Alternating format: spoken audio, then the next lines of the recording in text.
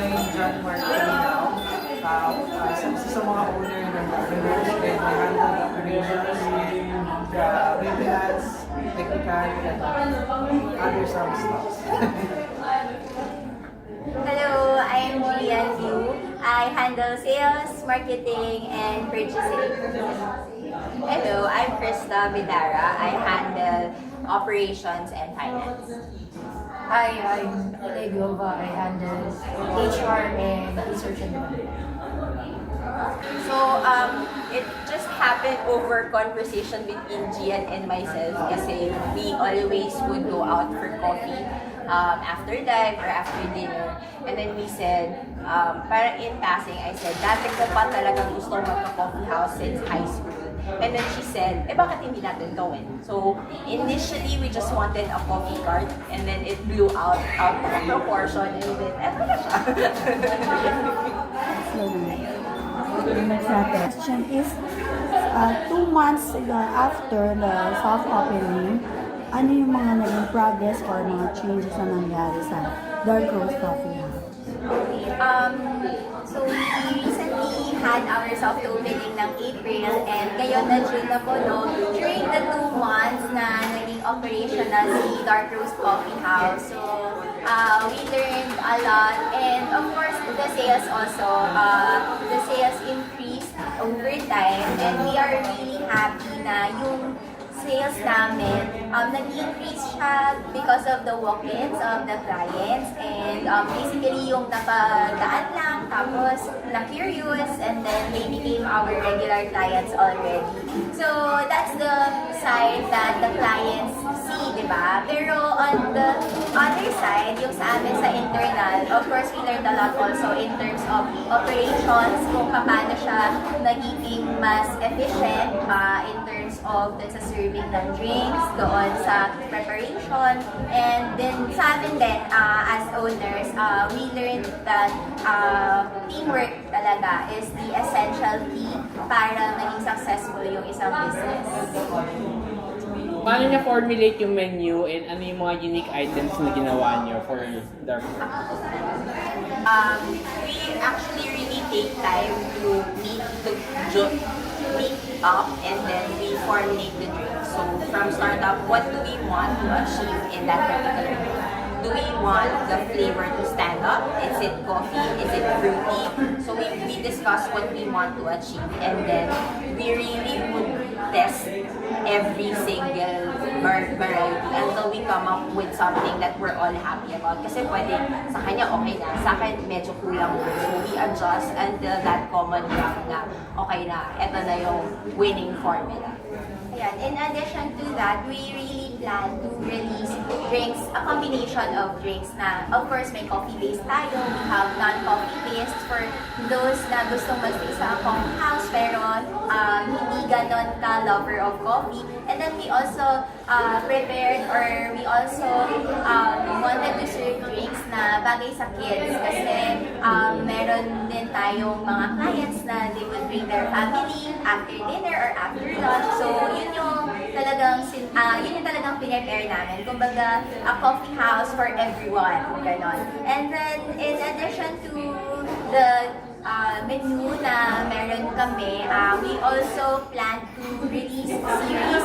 So like right now, we have the coconut series, which consists of 3 drinks, si coconut americano, coconut foam latte, and coconut matcha foam. So that's our take on the coconut flavor na very popular dito sa Philippines. So we would like to invite everyone to try those drinks. And then we also have some of our best sellers na naging kumbaga crowd favorite kasi surprisingly yung clients na namin yung nagsasabi sa amin na, uy, ito talaga masarap to, try nyo to. So for example, we had our double chocolate na drink sa menu and then they would add up sa espresso shot, ganon. And then surprisingly, na spread na siya through word of mouth na, uy, masarap to, try nyo to dito, parang ganon. So, ayun. So, we would also like to invite again everyone to try our drinks. So far, kamusta yung mga reviews na nakukuha nyo with the coffee? Ano yung nakukuha nyo mga reviews? Surprisingly, for the reviews, we're happy to report clients actually like it. So more than, when we walk in, they would like the aesthetic, they like the feel. It's very calm, it's very chill, as they say. It's very inviting when you come in. Minsan lang, sometimes they shy away kasi pagpasok, it's just the couch and they don't know na, ay, malaki pala sa loob. Or once they're inside, sometimes nga we have clients staying from opening until closing because that's how comfortable it is. When it comes to the drinks, we're happy naman at least, we're a coffee house that is not just aesthetically pleasing, but because they come back for the drinks because they really like it. And that's something that we really would want to go back to. When we started discussing the formulation and discussing the plan for the business, sabi namin, if it's a coffee house, dapat kape. When we say kape, kape. When we say fruit drink, hindi pwedeng nasa gitna. So, that's what we take that's what we're proud of at the moment. Nagre-reflect naman siya dun sa In addition to that, another notable review that we often get is yung consistency ng taste. Diba? Aside from the quality, of course, gusto natin yung pag ininom natin today, ininom natin kinabukasan, pareho yung lasa. Not because ibang barista yung gumawa, iba na yung lasa niya. And addition to that pa, yung pag nag-order ka ng hot drink and then you order ng iced drink, pareho din yung lasa niya. So, we get those review, those feedback from clients. So, we're really happy kasi nakikita namin yung result nung ginawa namin na pagtetest na pag nag-hot drink ka, ito yung lasa niya. Tapos pag nag-iced drink ka, pareho pa rin yung lasa niya. So, we want to maintain that. Yes, we're really proud to say na yung beans po namin locally sourced. So, we don't use imported beans. So, support local. Kasi mga basis na kayo nag-debate? May pastries po sa akin. So, it's baked at home for the pastries. Tapos, bakit ka sa Marine House? Kasi when we started, we were just trying to look for places around. So we explored Antipolo, Marikina, Pasig, Katipunan, Banawe, Timog, Tomas Morato. Medyo, it's a widespread. What shined away from Antipolo and Marikina is the thought that not every commoner or everyone would go up to Antipolo on a weekday. So sabi namin, maybe the business is good ng weekends, pero pag weekdays medyo hindi siya ganun. Hindi naman lahat aakyat ng Antipolo basta-basta. And then we noted na, di ba before talaga food hub talaga si Maginhawa. And then after pandemic, medyo nag-die down. And we said, parang nabubuhay na ulit. So let's try. And when there was one time we had dinner dyan sa Ohio, tapos pagkatapos sa amin mag-dinner, wala na kami mapuntahan na coffee shop. Eh kami nga, we always would want to go for coffee after. So we said, edi sige, try natin. Bakit hindi na lang sa Maginhawa? And then luckily, we found this spot. So, parang it was, the stars aligned to give us this space. Ano masasabi niyo yung pinaka-unique ng Dark Rose sa ibang coffee shop? For Dark Roast Coffee House, like I mentioned earlier po, no, yung quality and consistency talaga pinaglalaban namin. Be it coffee-based drink or non-coffee drink, talagang yun yung gusto namin na ma-feel ng client. Yung quality, yung hindi sila tinipid. Like, happy kami as owners to see them happy also drinking our drinks. Yun. So, what would maybe separate us from others? I think that would really be the high quality na materials namin sa beans, sa syrup, and everything else.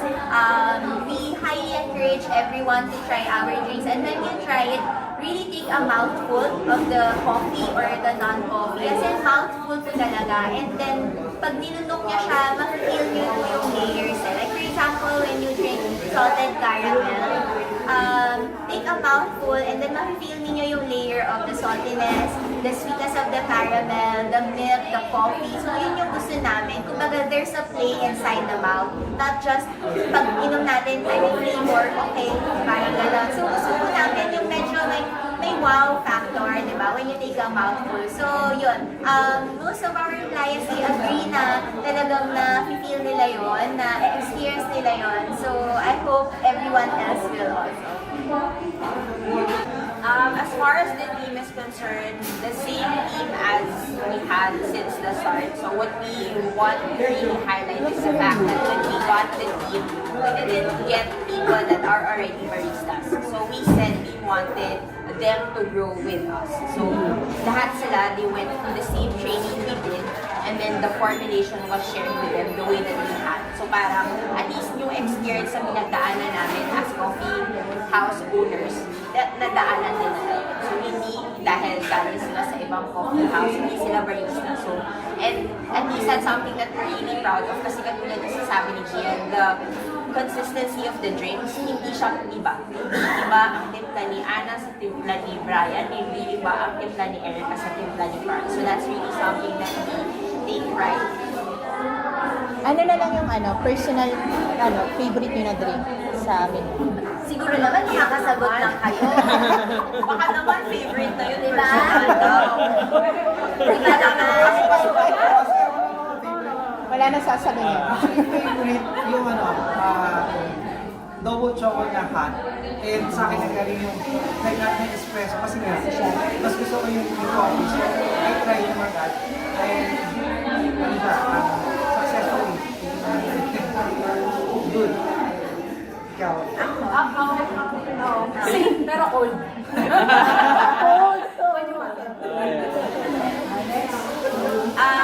Surprisingly, I would say matcha. And the reason why I say it's surprising for me kasi ako talaga yung coffee drinker kami ni Charna. But the reason why I say matcha is because I am not a matcha person. Tapos when we were trying to discuss menu options, siya talaga, si Gian talaga yung convince na kailangan may matcha kasi most coffee house would have matcha. And the reason why I like matcha, personal favorite, because kahit sino na sinabi na hindi ko gusto ang matcha, when we offer our matcha, they say, hey, but this is something I can have. Maybe not their favorite, but at least nila itatapon. It's something that they would appreciate. So, yun yung something na personally I was awakened to kasi hindi talaga ako matcha lover.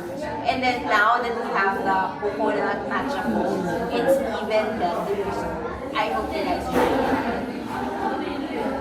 Hindi po akong gaya-gaya, pero yun din po talaga yung sagot ko. Consistency. The consistency. Now you see that. Joke lang po, joke lang. Hindi, pero personally yun, mentioned naman po, I really insisted on offering matcha. Pero para na lang maiba yung sagot ko sa sagot niya, maybe cliche, pero Spanish latte, I would really say na yung Spanish latte namin is different from other coffee shops na Spanish latte. And even better when you salt the milk with oat milk. So, mas malinamnam siya. And promise, maubos nyo agad yung isang cup. We'd like to invite everyone to Dark Rose Coffee House, located on ground floor of PKC Square Building, Malinhawa. We're open every day from 1 p.m. to 1 a.m. And we are currently running our promo. It's buy one, take one on select drinks. As long as you like, follow, and share our social media. Okay, so we are active on social media. Please like and follow our Facebook page, Dark Roast Coffee House PH, and same handles for Instagram and TikTok.